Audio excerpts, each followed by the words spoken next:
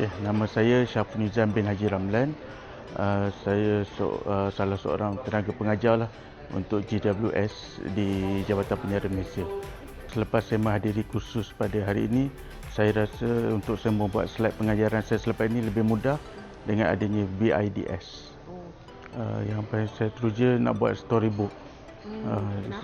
Sebab dekat situ saya nampak tadi penceramah menunjukkan ada gambar, ada penerangan di sebelah, kerana seolah-olah kita membaca buku. Saya rasa yang paling penting sekali masa kursus perlu dipanjangkan dan perlu ada soalan latihan untuk kami peserta mencuba. Dengan adanya latihan tu saya rasa lebih memudahkan lagi peserta untuk mengingat apa yang diajar.